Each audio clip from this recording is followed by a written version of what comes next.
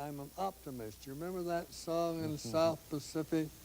I'm only a cockeyed optimist. I'm the optimist.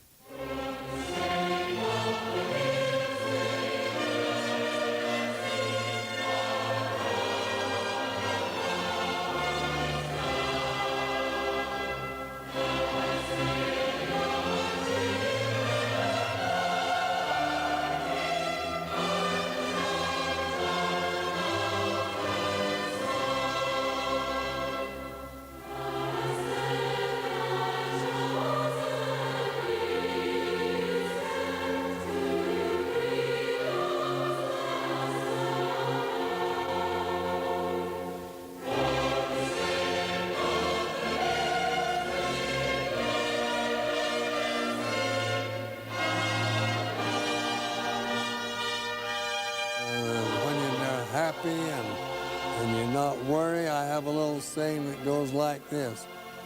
For every worry under the sun, there's a remedy, or there is none. If there be one, hurry and find it. If there be none, never mind it. Now that's my philosophy in life.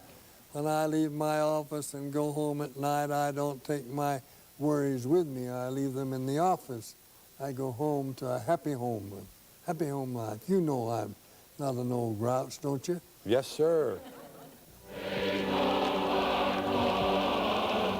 LeGrand Richards, patriarch over a proud posterity, member of the Council of 12 Apostles, former presiding bishop of the church, twice a mission president, twice a bishop, stake president, and a missionary. Always a missionary. A man who lightly wears the weight of almost a century of living. I've known all of the presidents of the church from Wilford Woodruff's day down. Then I had the privilege of attending the dedication of the Salt Lake Temple. I was only 7 years old, but they arranged for the different stakes to come on different days, and I heard him give the dedicatory prayer there, and the Hosanna shout and so forth. And Mother had told us about the wonderful spiritual manifestations when the Kirtland Temple was dedicated. So as a boy, 7 years old, all the way through that temple, I was looking for angels, but I didn't see one. Not angels, perhaps, but he has seen a great deal in a ministry stretching back to the turn of the century and covering the world, beginning with his first mission in 1905.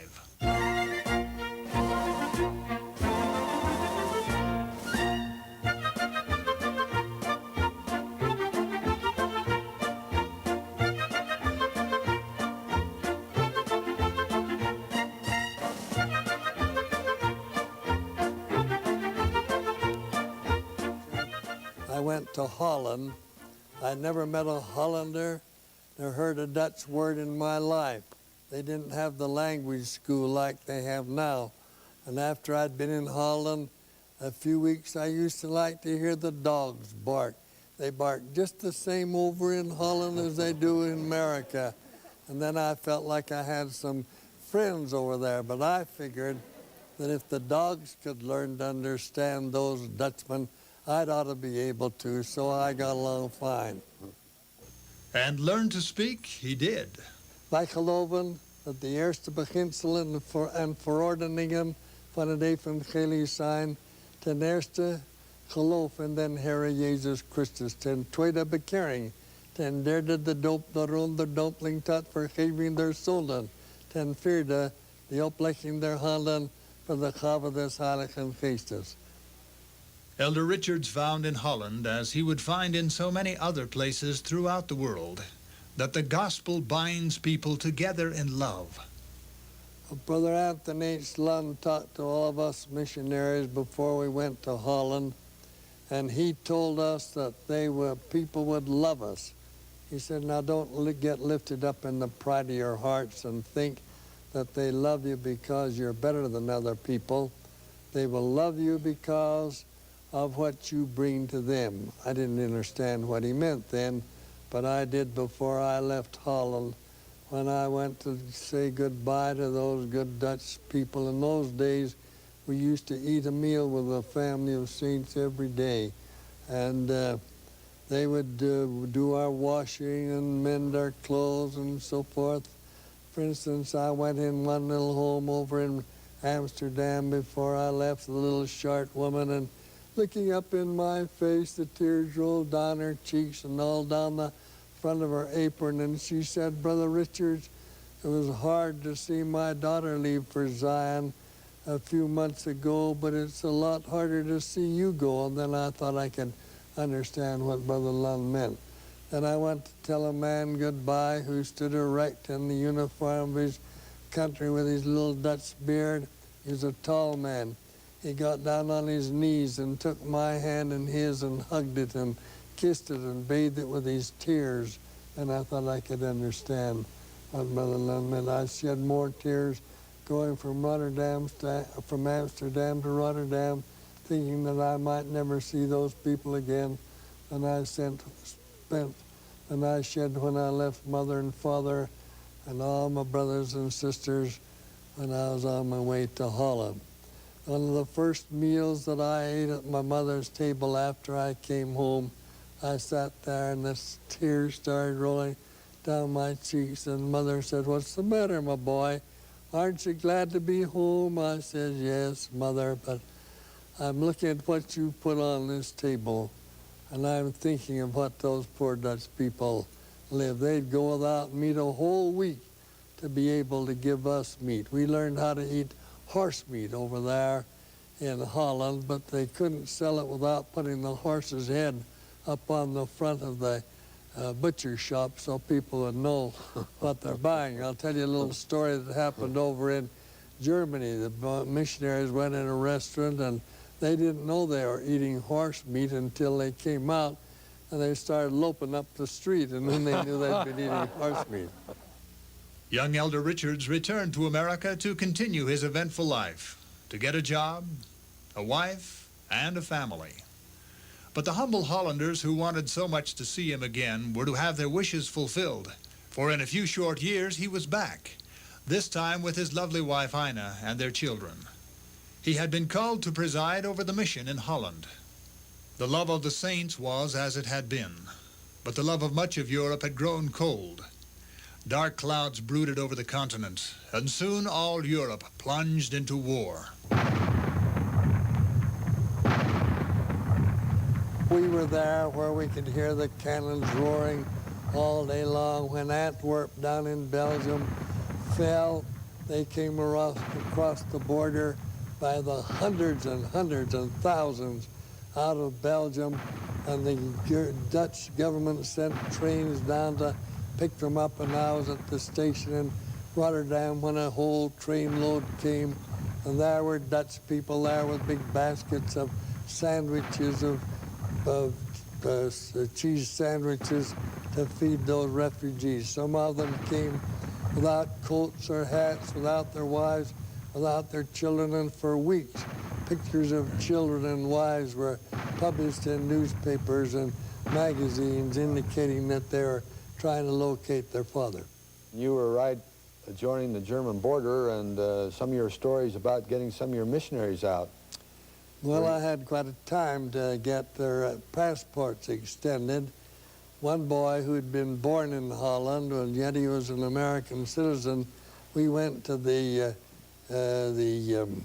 consulate office, and the man said, "Well, legally we may be able to get him free, but by the time we get him free, he may be dead down there in the trenches."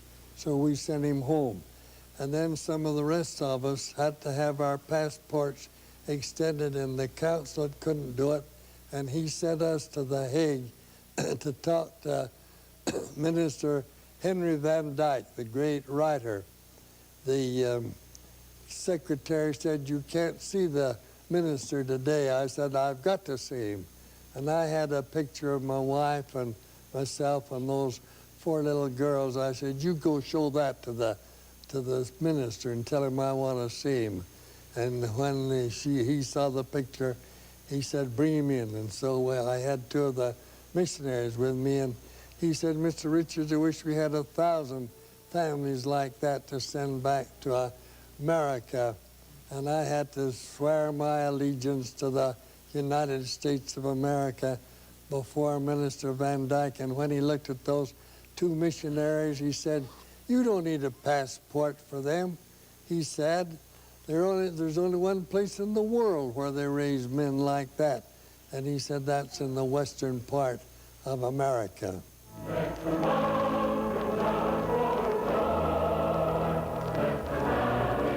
Elder Richards and his family returned home to Salt Lake City.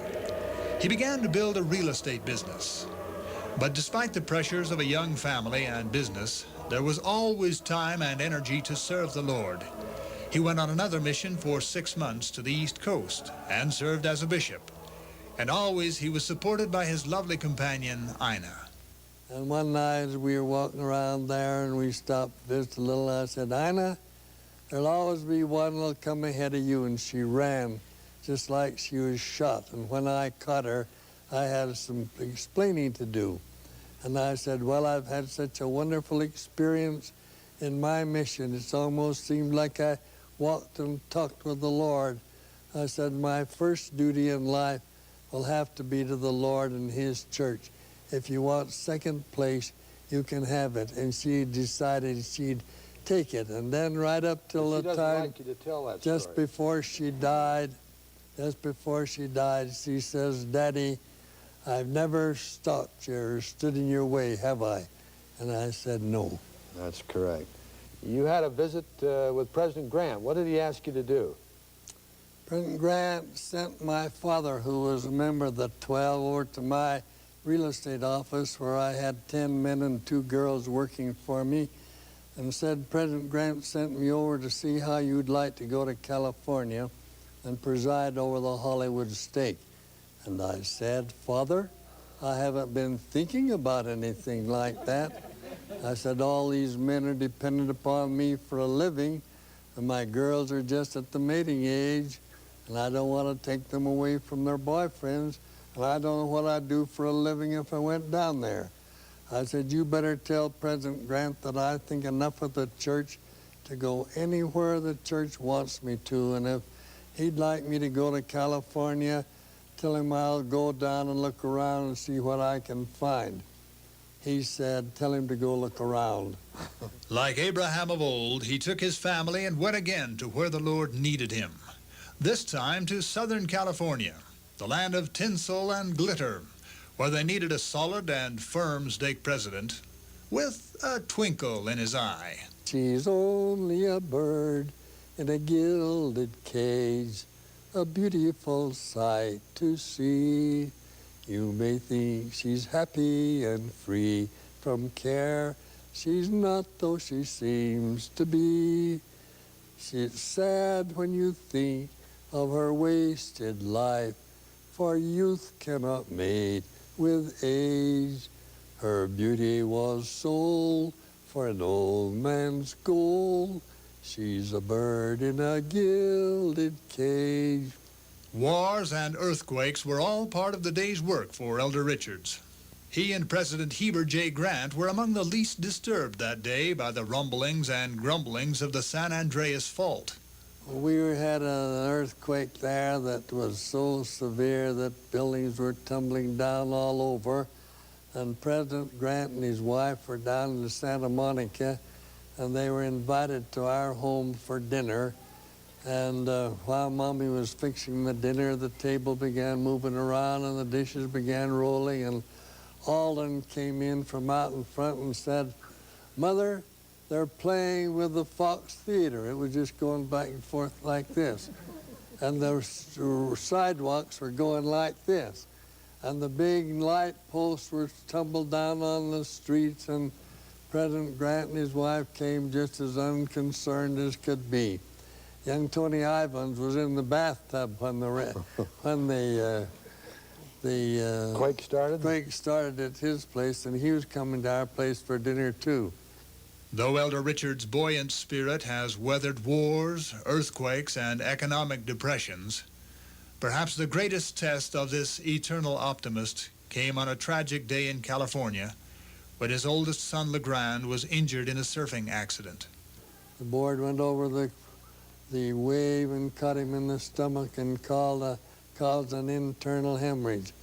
Well, to make the story short, he was operated on. They cut him nearly in two to try to find where the bleeding was, and the next day he died with a blood clot. The man who had brought light and inspiration to so many thousands now reached out to his friends in his own hour of need. I said to my counselors, if you can say anything to comfort us. When that boy died, the principal of the high school came over and told his mother that he was the finest young boy he'd ever had in his school. Then I took Mother for a auto ride one Saturday and asked Lamont here if he'd like to go, and he said no, he didn't think he would. And while we were gone, he got out the patriarchal blessings of his brother LeGrand and himself, and he read them.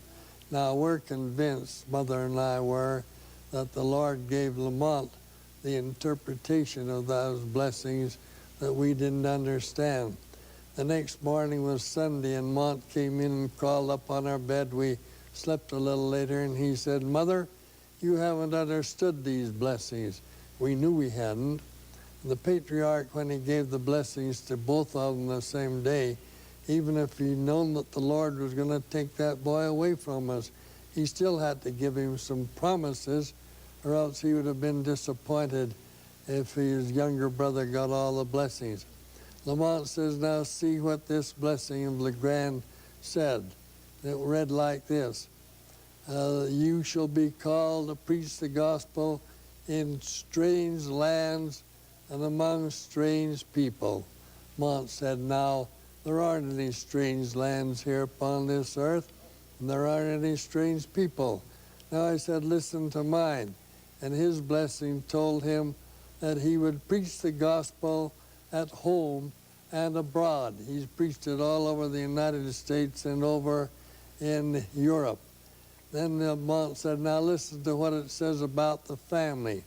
And LeGrand, the one who died, it said, in the old due time of the Lord, thy home will be the fit abode for the spirits of your loved ones. Then Mont said, now you see, these are your spirit children in the next life, not in this life here. Then he said, now listen to my blessing. And his blessing said that he would be privileged to see his children grow up around him and comfort him and honor him in the same way that he had honored his parents. And what a difference in those two blessings, and yet LeGrand's had to be something that he didn't understand, feeling that the Lord wanted him, so that, and he gave that blessing first. If it had been reversed, you'd have thought he was just trying to change the phraseology of his blessing. Consoled that their son was about his own mission on the other side, and that they would meet again in the not-too-distant future, Elder Richards continued his own work with the saints in California. But he had a feeling that the Lord was about to call him somewhere else, a feeling, incidentally, not shared by Ina. I said to my wife, how would you like to go down to the South and preside over the Southern States Mission? She said, you mustn't think so much of yourself.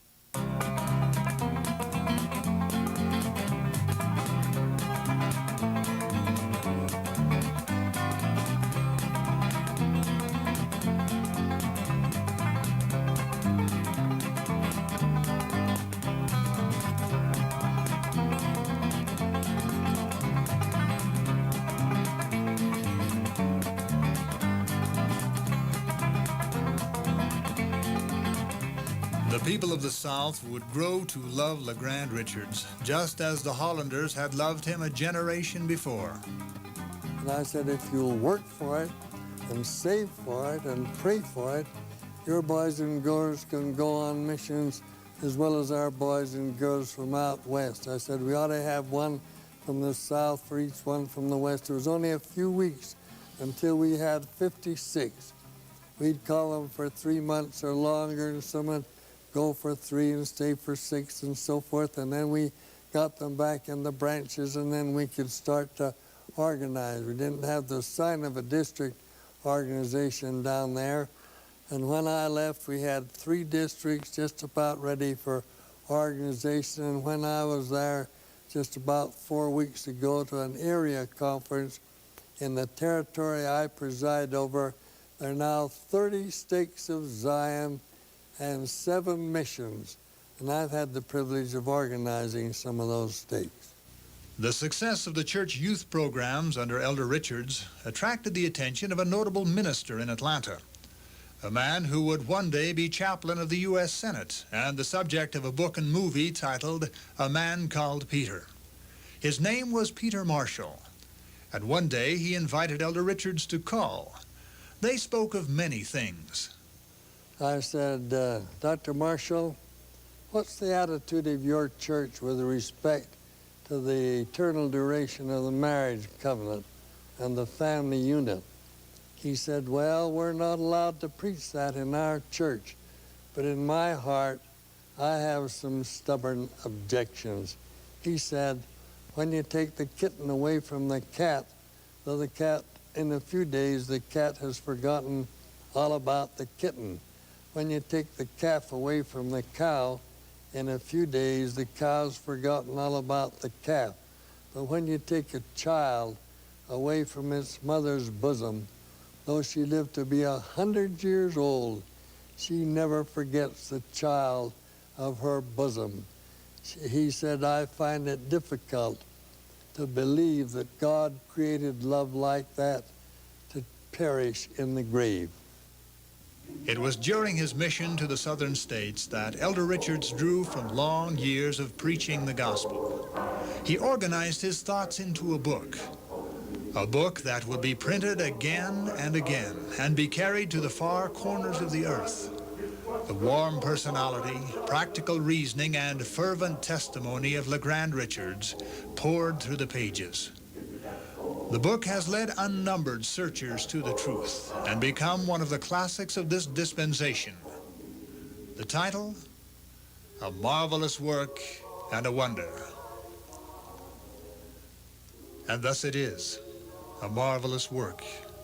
The gospel of Jesus Christ, the building of the kingdom, the life of LeGrand Richards, the preaching of the good word, all inseparably intertwined.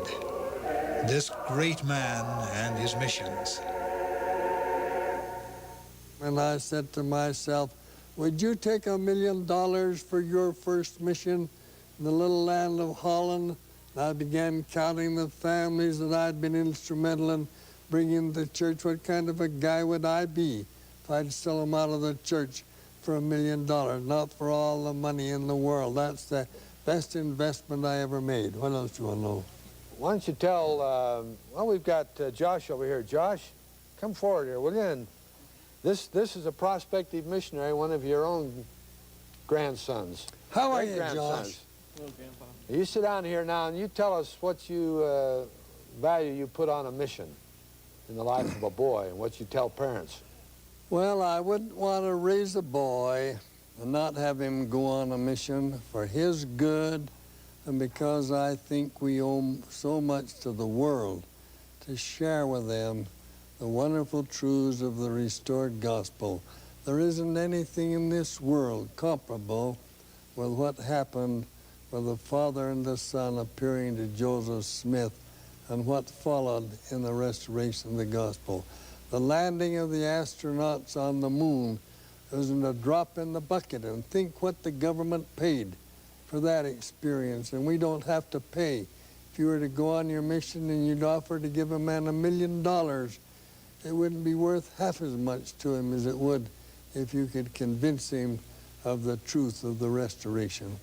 About 3 years ago, I had to talk at a banquet down at the Brigham Young University, a banquet of the Indian students, and I wanted to show what could come out of one person if they were taught the gospel. So I called a man up in Salt Lake and asked him for some figures on his father's family. He said, I'll call you back. And when he checked up, he called me. He said, there are now 153 direct descendants of my father and mother in the church. There were 43 family units, the ones that married and set up housekeeping. 35 of them had filled full-term missions, so if you gave them 2 years apiece, that's 7 years, 70 years of missionary service out of that one family. 4 of them had done stake missionary work. One family had kept 2 of these Indian children in the placement program. One a boy they'd kept for 8 years, and he was then in the mission field, and they were keeping him there. Now, when my companion and I brought that family in the church, we couldn't look ahead 70 years and see what would come of it. Like the farmer who puts the seed in the ground. The seed's gone, but in a little while it comes back. Like the story they tell, you can count the seeds in an apple, but you can't count the apples in the seed. In that same spirit, you can't count what the result will be from one family. I checked with another family at that time, and they couldn't give me details, but they said when Grandpa died, there were 150 descendants, and at that time, 5 of them were serving as bishops in the church. Almost a century of service. Yet LeGrand Richards is a man who will never grow old because he loves life and he loves other people, and they love him. I love you all. Thanks for coming, all of you. You're wonderful. I wouldn't sell one of you for all the money, marbles, and peanuts in the world. Oh, wonderful. You're a sweetheart. Oh, I love you all. Wonderful. Wonderful. I love you. You're wonderful. I'm glad you're all mine, even if I am an old man. Wonderful to have you. Oh, look. There. Come back this way just a little so I can reach you. Father, the other evening, we had a lovely evening together with many of your posterity who live in this area. And we talked about your youth and your missions in Holland, and we talked about your marriage with Mother and your posterity and where you lived and what happened. And then you gave some lovely instructions to the prospective missionaries, but we didn't really cover some exciting part of your life when we failed to talk about your call as a general authority. And maybe perhaps now you could give us a little history on who called you and how it happened and what you were doing at the time when you were named presiding bishop, where you served for 14 years, and perhaps a little bit about what happened while you were presiding bishop. Could you do that? Well, I returned from presiding over the Southern States Mission in July of 1937, and I attended the April conference in the Tabernacle, and I remained to greet the missionaries and their parents, the ones who had returned, and the parents who had missionaries laboring under us. And I went to my little real estate office, and there sat President Grant and my father. And his father was then a member of the 12. And as I walked in, President Grant hung up the telephone and said, "Oh, here he is now." And I said, "This looks suspicious. See you 2 men sitting in my little office." I knew President Grant well, and he said, "It is. We're going to change the presiding bishopric this afternoon, and we want you to be the presiding bishop. Who do you want for your counselors?" And I said, "Who can I have?" He said, "Any man in the church you want. We don't choose a man's wife for him, and we don't choose his counselors." I said, "How long can I have to select them?" "Oh," he said, "we want to sustain them this afternoon." And it was 1:45 then. I said, "President Grant, I can't think that fast. You've taken all my thinking powers away from me." I said, "Am I under any obligation to keep either of the men who were there?" That would have been the counselors to Sylvester Buchanan. He said, "None whatever." I said, "Will you make it right with them if I don't?" And he said he would. Then I had this thought. I said, when you were deciding who you wanted to be the bishop, you had a list of names that were submitted by members of the 12. If you felt like entrusting that list to me, they would be men that the 12 regard as having the qualifications for that particular office, and I believe I could select a couple of counselors. He said, I think that's a good idea. And he wrote 8 names on a slip of paper. Then he commented on them, and Father commented on them. Then I checked Marvin O. Ashton and Joseph L. Worthland. And I said, how does that look to you? And he said, fine.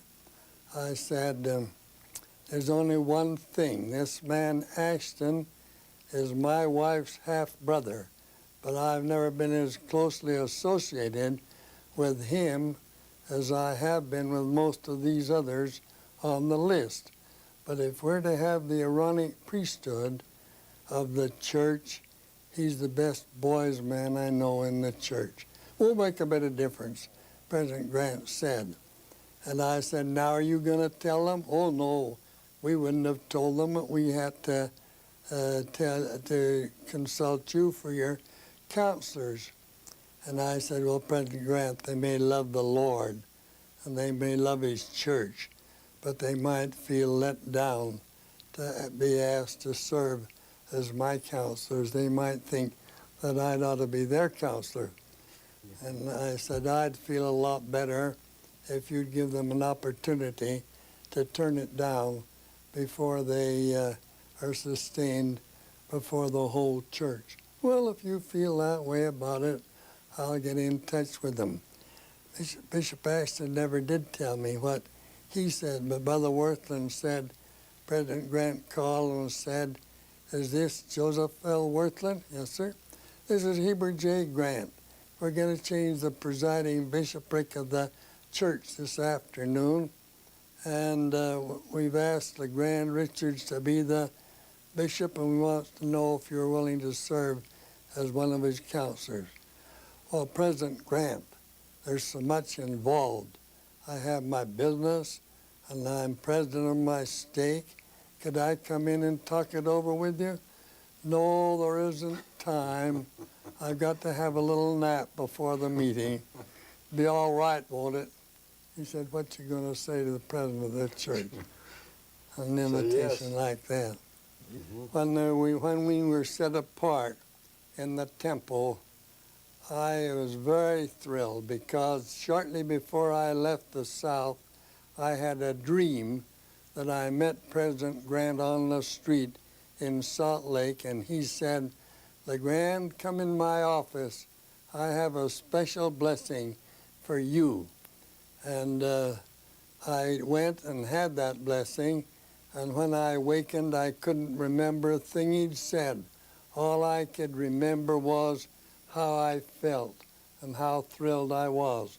But when he set me apart as the presiding bishop of the church to preside over all the temporal affairs and the Aaronic priesthood, then I figured that was the dream or the special blessing that he had for me, and it wouldn't have been right for me to have remembered it until it actually came to me. Now, we boys, brethren of the bishopric, we did a lot of things. Our church was down on so many things. We had 126 stakes then. We now have over 1,300. And sacrament meeting attendance was around 15%. And we had many wards and stakes as low as 8 and 9 and 10 and 11 and 12%. And I told the bishops in a bishops' meeting in the tabernacle that I'd be ashamed to preside over a ward or a stake that couldn't get at least 25% of their people out to sacrament meeting. And a lot of the bishops took issue with me. They didn't think it could be done. Now we're up to many of them are above 50%. The stake that I visited last Saturday and Sunday up in North Ogden. Their average attendance is 55% at the present time. And then we had the award program for the Aaronic priesthood, and we made a big thing out of that. It's where you pull together. And so if a man was away during the summer with his boys and they were away on Sunday, the boys would insist that the father find a meeting where they could go so they wouldn't let their buddies down. And we had many stakes that hardly lost a boy. And we made many new projects. For instance, we built up a church membership record. At that time, when we took the bishopric over, if you wanted to locate a member, you'd find out what ward they're living in, and if their membership wasn't there, you'd find out where they lived before and go back to that ward, and you had to chase all over the church to get their record. We used to take a census every 5 years, and so from that census, we started building a church general membership record. One man came in from California, and he says, "They tell me you have a church membership record." And I said, "We certainly do." And he says, "Does it work?"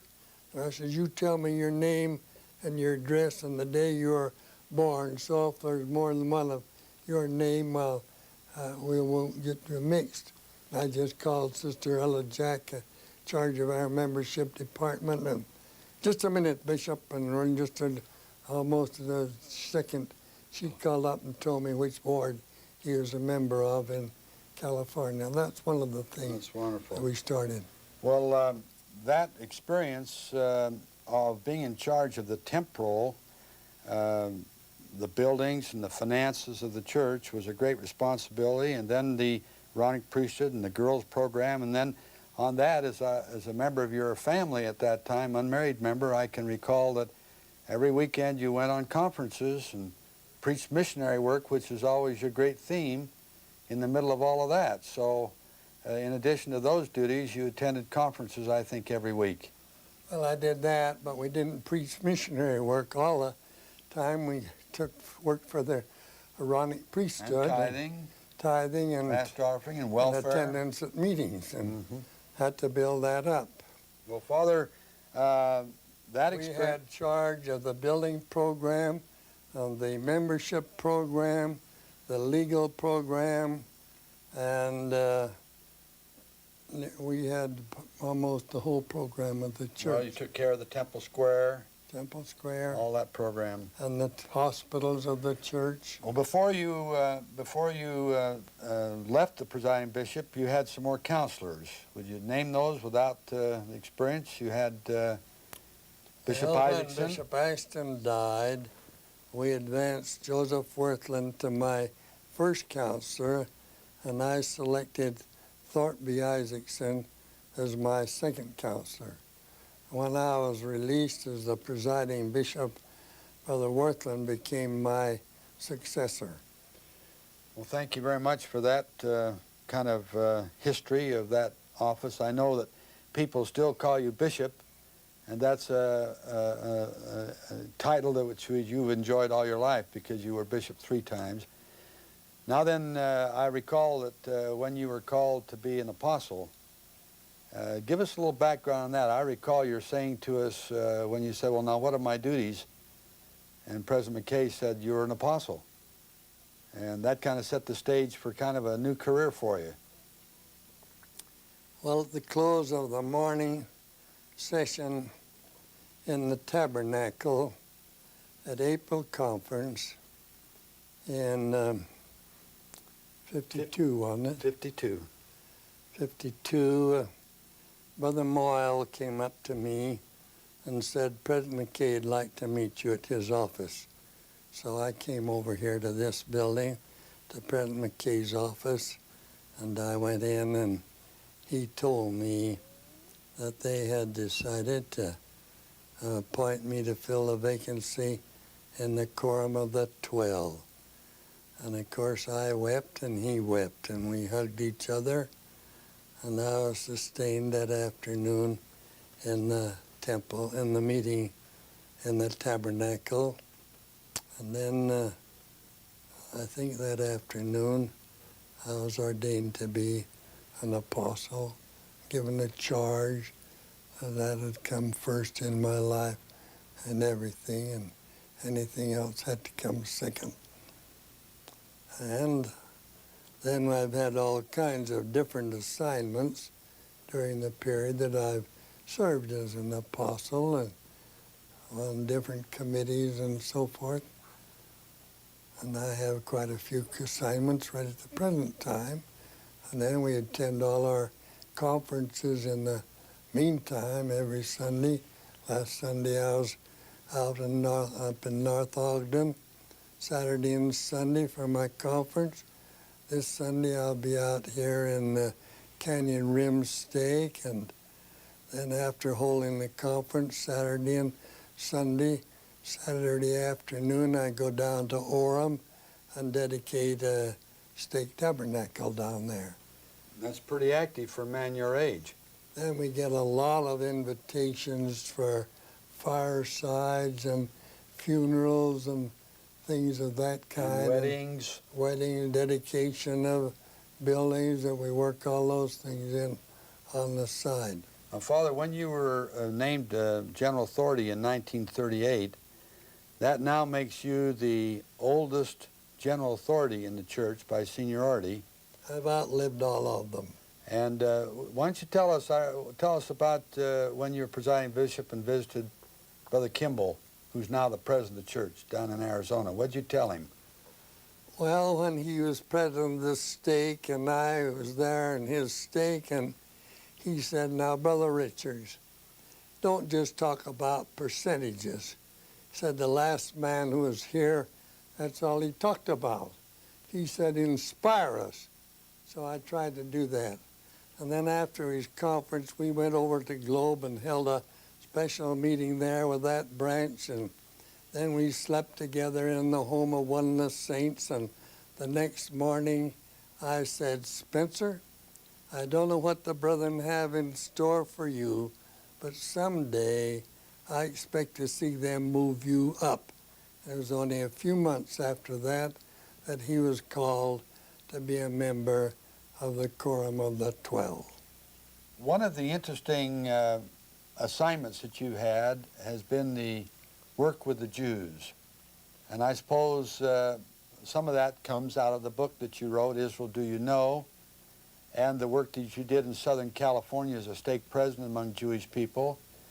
And recently we took a beautiful trip with you to Israel for the dedication of the memorial there on the Mount of Olives, your friendship with Mayor Ted Kollick. Would you just tell us about that particular challenge and how you met it and what satisfaction it's brought to you? Well, don't you think that I ought to mention the marvelous work and the wonder first? I think you could do that. That's the greatest missionary book the church has got, except the Book of Mormon. And they sell more of it than any book they have except the Book of Mormon. Up to present time, just here they've distributed about 2 million copies, and they distribute from 50 to 100,000 copies a year, have done for the last 5 years here out of Salt Lake. Then there's a printing plant over in England where they publish for all of the British Isles, South Africa, Australia, and New Zealand. And then it's published in 18 different languages in other nations. And I had written an outline for my missionaries down in the South called The Message of Mormonism, and I had that mimeographed and gave them each a copy. And when I came home, I got so many requests for that, I said to myself, well, why don't I develop those outlines the way I would present them if I were going into a home a night a week for 6 months. And that's what brought the marvelous work and the wonder into existence. And then I got so many calls for that after I became the presiding bishop, I said to myself, oh, when I came home from presiding over the Netherlands mission, I said to my father, who was then a member of the 12, if they ever start to work with the Jews, I'd sure like to have a hand in that. I figured if I could take the Bible and the Book of Mormon, I could convert any of them. And so when my marvelous work and a wonder became so effective, I said I'll never get to go to the Jews, and so why don't I write my message to them? And that's what brought the book Israel Do You Know into existence. When President Grant called my home to try and locate me, to tell me they wanted me to be the presiding bishop, my wife said, I thought sure that was your call to Jerusalem. She knew you wanted to go there. So after I became a member of the 12, I asked Joseph Fielding Smith, who was then president of the 12, if it would be all right for me. I was going down to California, if I'd set up a little missionary program to work with the Jewish people. And he said, you can do what you want. So I started a little missionary program in Los Angeles, in San Francisco, in Portland and Seattle, and down in Phoenix, Arizona. And that kind of faded out a little later. But when Israel first became a nation, they sent their representatives here to study what we Mormons had done in subduing this wilderness, because it was typical of what they had to try to do to rehabilitate their land over there. And they'd bring them all in to me. And then I've talked to them and outlined things, and even till this day, just Monday, I had an appointment with a rabbi from England that the department over here brought in to me, and I've had another one here just a few weeks ago, and he's the professor over in the university in Jerusalem, and I've got 2 or 3 more like that on the list, and I've got them pretty well convinced that there are 2 great branches to the house of Israel, the kingdom of Judah and the kingdom of Israel. And they recognize that they're the kingdom of Judah and we're the kingdom of Israel. And I've got a letter right here on my desk today from a man over there who is a professor in the university, wants me to come over and let him organize a group of their people and our people where we can discuss the things we ought to know, each of us, so that we can do as the Holy Scriptures say, walk together, that there should be no more 2 kingdoms, but 1 kingdom, and one God should rule over them all. And I love the Jewish people, and I enjoy my work with them. Why don't you tell us, Jen, just briefly, maybe in conclusion, the culmination of this activity with your association with the Hyde family and what occurred over there at the park that President Kimball and you and President Benson and others. Well, Brother Hunter and the brethren over there had worked out a deal with the mayor whereby we could, if we would raise $1 million, there's a 5-acre piece on the Mount of Olives that the $1 million would develop it, and then they would take care of it, and we could. And they didn't own the land, but they had a 999-year lease on it, and so they wanted to put it in the name of Orson Hyde, because he went over there and offered a wonderful prayer back in 1841, and. So they got the Hyde family together, and they selected me to be the president of the Orson Hyde Foundation. And I took the responsibility to raise $1 million for that park. and I raised it. I have some left over. And then we went over and dedicated the park, and I handed the mayor while we were there a check for $225,000, which was the balance of the $1 million that we owed. And then we had a little reception, little light refreshments, about 100 after the dedication, and the mayor saw me sitting with a plate of light refreshments, and he rustled up a table for me, and I said, "Mayor, I want to tell you something." And he said, "What's that?" I said, "When I was over here 10 years ago, I went into 3 synagogues, and in one, hanging up on the wall, was an armchair. And I said to the rabbi, 'What's that there for?' Of course, I knew I want him to tell me. He said, 'So if Elijah comes along, we can lower it and let him sit in it.' I said, 'Now, Mayor, I want to tell you something, and what I tell you is the truth. Elijah has already been.' I said, 'On the 2nd of April 1836, he appeared to Joseph Smith and Oliver Cowdery in the Kirtland Temple.' And the mayor said, 'I guess we better tell him to take that chair down.' Now, when I came home, he sent me a big leather-bound album of pictures over in Israel. He wrote me a nice letter on my birthday, and I've had a couple of letters from him since, and Christmas time, he sent me a lovely card, and he signs it, Teddy. That's friendship. That's correct. Father, I said that would be the conclusion. There's much more to be said about a great career. I call you the personification of the man who is happy in what he's doing. As we conclude, this isn't a meeting, but for posterity who may see this recording, would you tell us why you believe, and just a little testimony that could be recorded at the conclusion of the recording?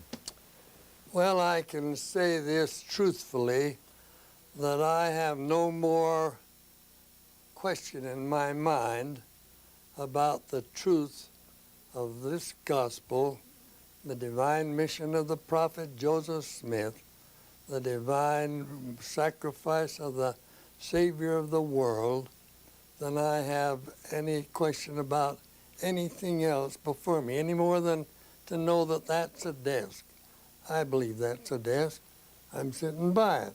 But I don't have any more assurance in my feelings of the actuality of that being a desk than I do of the actuality of the restored gospel with all its gifts and blessings and leadership.